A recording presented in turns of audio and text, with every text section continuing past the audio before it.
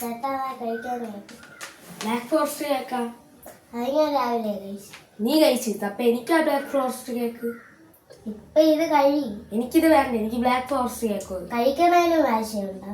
എനിക്ക് ഈ കേക്ക് വേണ്ട വേണ്ട വേണ്ട, എനിക്ക് ബ്ലാക്ക് ഫോറസ്റ്റ് കേക്ക്. എന്തിനു ചേട്ടാ ഇങ്ങനെ വാശി കാണിക്കണം? എനിക്ക് ഈ കേക്ക് വേണ്ട, ഞാൻ വാശിയൊന്നുമല്ല കാണിക്കുന്നത്. ഇപ്പൊ ഇത് കഴി ചേട്ടാ. എനിക്കിത് വേണ്ട.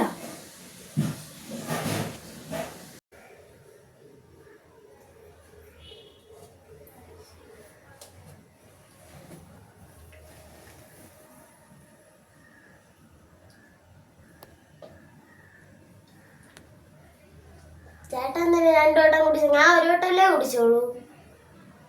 അത് ഞാൻ വെറുതെ കുടിച്ചു. എനിക്കിത് വേണ്ട. കുടിയടി ഇത്. അതെനിക്ക് ദാഹിച്ചോണ്ട് ഞാൻ കുടിച്ചത്. എനിക്കിത് വേണ്ട.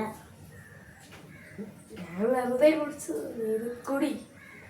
ചേട്ടാ 2 വട്ടം കുടിച്ചില്ല, ഞാൻ 1 വട്ടമല്ലേ കുടിച്ചോളൂ. എനിക്കിത് വേണ്ട. ദാഹിച്ചോണ്ട് വേണ്ട.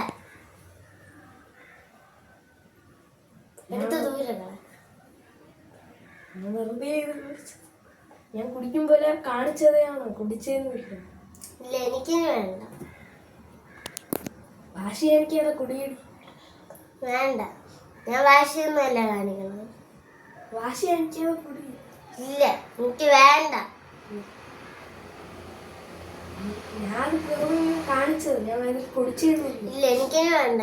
ചേട്ടാ 2 വട്ടം കുടിച്ചില്ല, ഞാൻ 1 വട്ടമല്ലേ കുടിച്ചോളൂ. വാശി എനിക്കത് കുടി. വേണ്ട.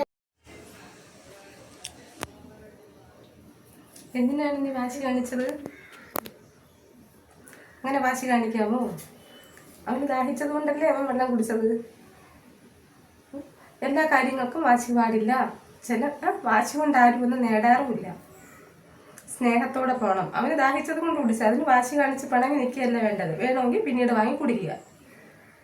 വാശി കൊണ്ടൊന്നും നേടില്ല കേട്ടോ. അതെന്തിനായാലും വീട്ടിൽ സന്തോഷവും സമാധാനവും വേണമെങ്കിലും പരസ്പര സ്നേഹം വേണമെങ്കിലും വാശി കളഞ്ഞിട്ട് സ്നേഹത്തോടെ നിൽക്കുക കേട്ടോ.